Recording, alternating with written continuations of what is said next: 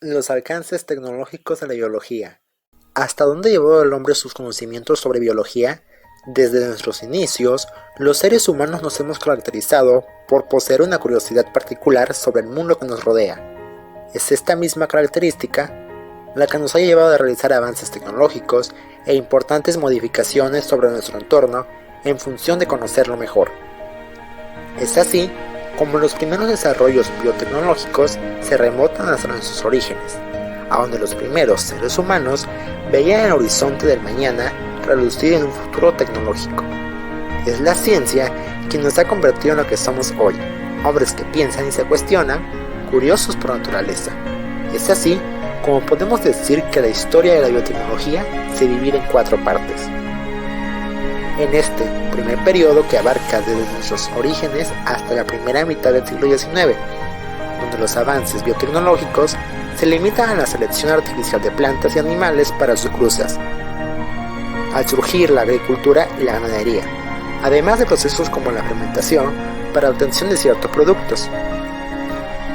Durante el segundo periodo, el gran científico Louis Pasteur descubrió que los microorganismos eran la causa de la fermentación. En el tercer periodo, el microbiólogo escocés Alexander Fleming descubrió en 1929 la penicilina, un poderoso antibiótico sintetizado a partir de hongos del género Penicillium. Este descubrimiento sentó las bases para favorecernos con una producción de una gran variedad de antibióticos y otros fármacos.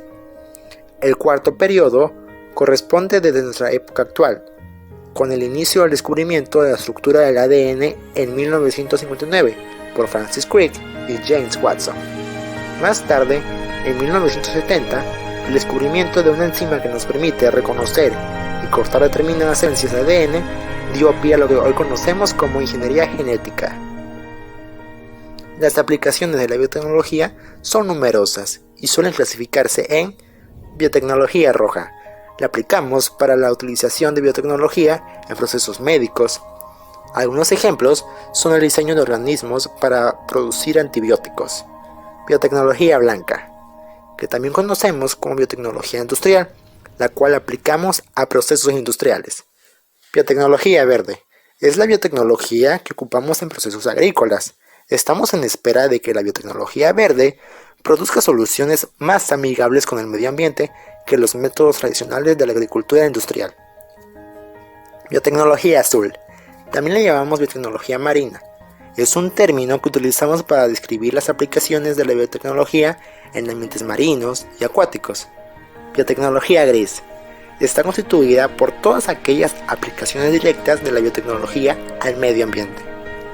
Entre uno de los temas más importantes en la biotecnología nos encontramos con la modificación de la genética.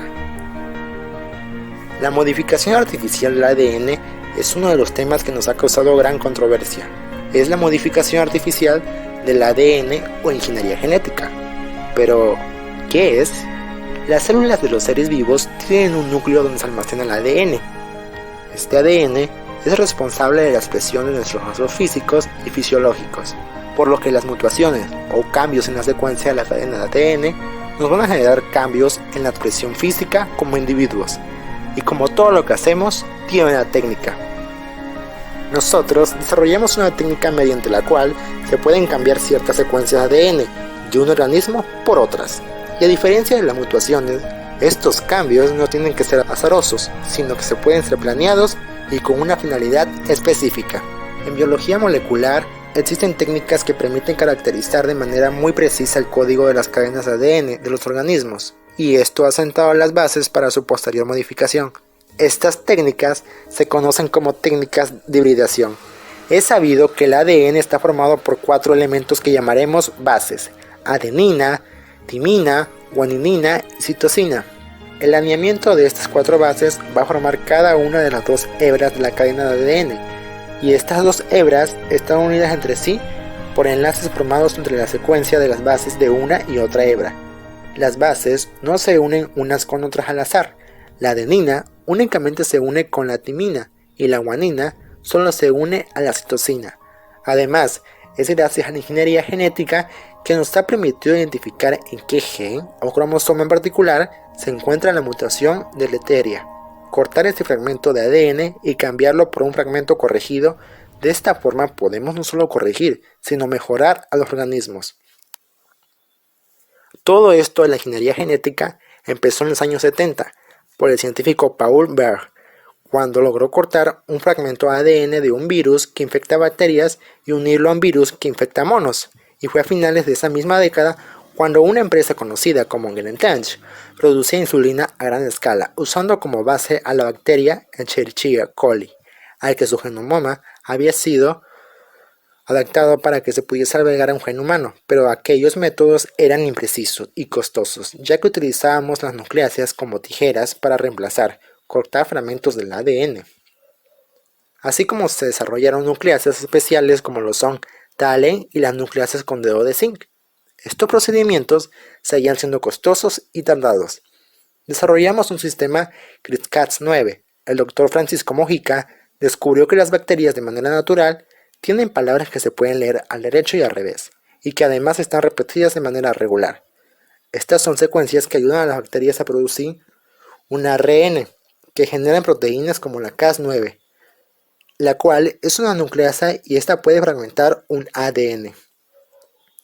Las doctoras Jennifer Doudna y Manuel Campbell utilizaron esta información para editar el ARN para editar el ADN. CRISPR-Cas9 se convirtió en la técnica más precisa, económica y fácil de la modificación. Lo más sorprendente del CRISPR-Cas9 es que no solo abarca la edición genética, como podría pensarse en un principio, sino que como el genoma es información del ADN, podemos utilizar como una especie de memoria o disco duro. Es conocido que durante la segunda mitad del siglo pasado se realizaron descubrimientos muy relevantes sobre el ADN y la importancia que tiene en los seres vivos. Es por esos descubrimientos que nos han permitido que se realicen avances muy importantes en muy poco tiempo en otras áreas de la ciencia, como la medicina o la agronomía.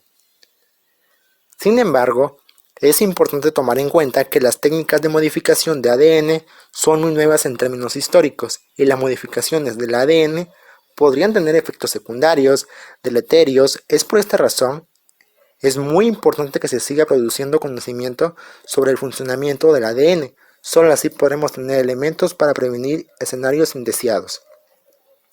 Actualmente en Reino Unido se ha usado para estudiar la biología del cáncer, en la Universidad de Temple para remover el VIH-1. Posibles alternativas donde la penicilina ya no funciona. Producir frutas y verduras más resistentes y sin alergenos. En Harvard ya tienen planes para hacer de vuelta a los mamuts. Todavía quedan muchas dudas de lo que sucederá en el futuro.